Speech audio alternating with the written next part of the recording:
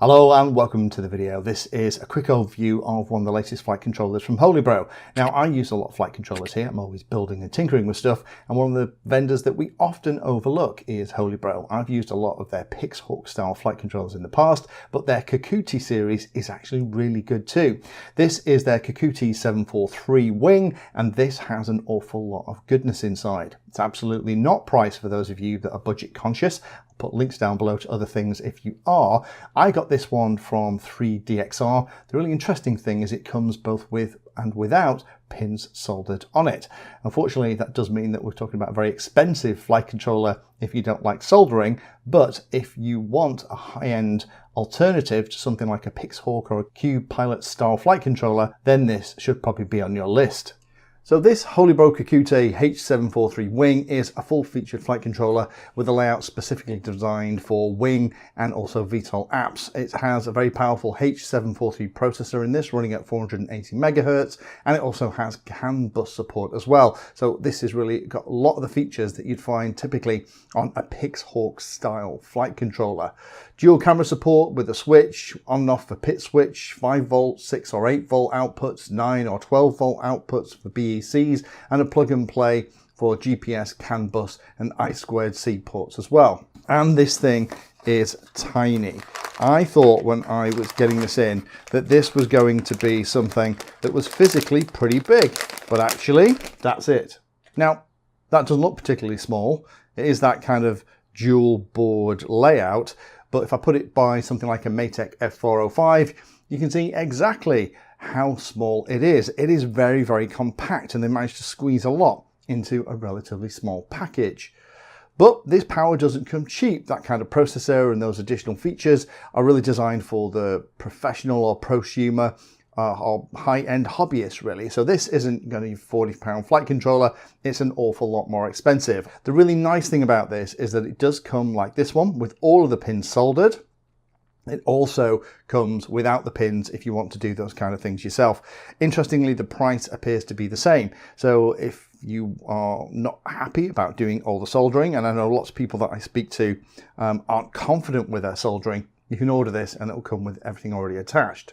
So again, MCU in this is a STM32 743 running at 480 megahertz, 1 meg of RAM, 2 meg of flash.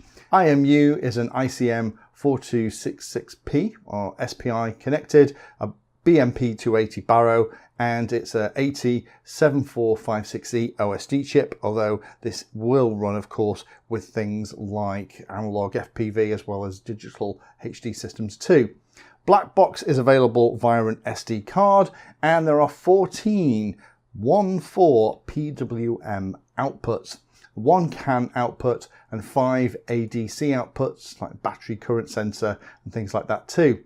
3 I2C pins, I2C1 and I2C2 are for external devices, and I2C4 is for the onboard sensors, so there's really only one that's available to do anything with. 3 LEDs for different status.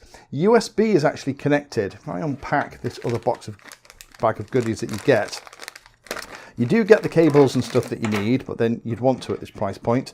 They do include a nice chunky capacitor, handy. There is the power connections to and from your battery, which is a nice touch.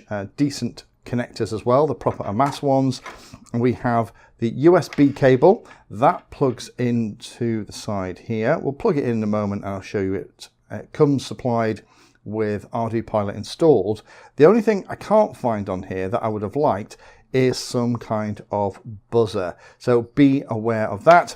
Then there are the 2 cables for your peripherals.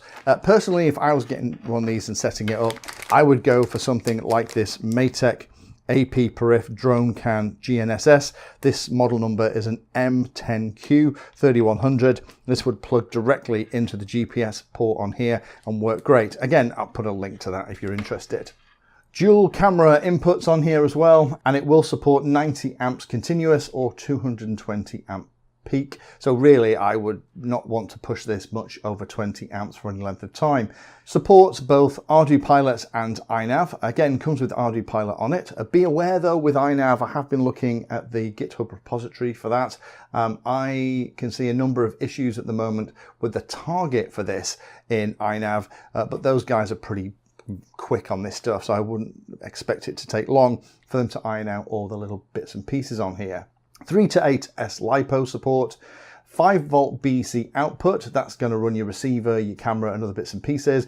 There's a BEC that can be set for 9 or 12 volts. That's designed for your video transmitter, camera, gimbals or whatever. That'll support 2 amps continuously or 3 amps peak, and that's set with a jumper if you want it to be 12 volts. There's also BEC VX output. That's really designed for the servos, so that's voltage adjustable. 6 volts is a default, up to 8 volts with a jumper, and that'll support up to 6 amps, which is going to need a pretty chunky BEC for that stuff, because to be honest, it has an awful lot of PWM outputs.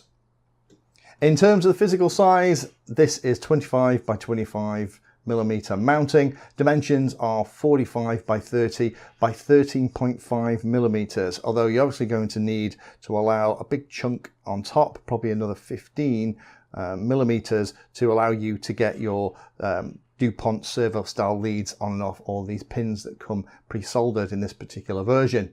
And it's about 28 grams with the USB extender. Plugging it into Mission Planner, the latest and greatest version, we can see that it identifies itself as a Kakute H7 Wing, and it is running Ardupilot version 4.5. So this is running the very latest and greatest version. So be aware about that and just keep an eye on all the versions regarding Ardupilot and INAV, with this being a relatively new flight controller. So in summary, this is a flight controller that's really aimed at those of you who are very serious about your models and the applications you're going to use them for. If you want a cheap and cheerful flight controller, then I'd go for something like the SpeedyBee Wing or one of the new flight controllers from SpeedyBee that are priced even more aggressively. So I think there'll be many who will be looking at this and going, oh, I just wish it was a bit cheaper because it comes with the pins attached. Hopefully other manufacturers will watch what's going on with this and potentially start to sell versions of their flight controller with the pins pre-soldered as well. Keep an eye on the INAV GitHub for this, if those last few issues are being ironed out at the time of recording. And at the moment, I can't see any CANBus support for the GPS. So you might have to use a more traditional UART connected GPS if you're going to use it with INAV. But I'm going to probably make a video series with this. We'll stick it in a plane at some point over the coming year and we'll take it out on fly. But I just want to give it another week or two for INAV and Ardupilot to all settle down. Thank you for watching the video. If you watch my videos and find them useful, then please take a moment to hit the like and subscribe button. It helps the channel a lot. If you really like what I'm doing here, you can become a Patreon and support the time I spend helping others and get access to lots of exclusive benefits. Link is in the video description. Remember that all the videos on the channel are organized into playlists, so you can easily use those playlists to find all the videos on a subject that you are interested in. Add Painless 360 to your searches on Google and YouTube, and it'll help you find my content for any particular topic. Thanks again for watching, and as always, happy flying.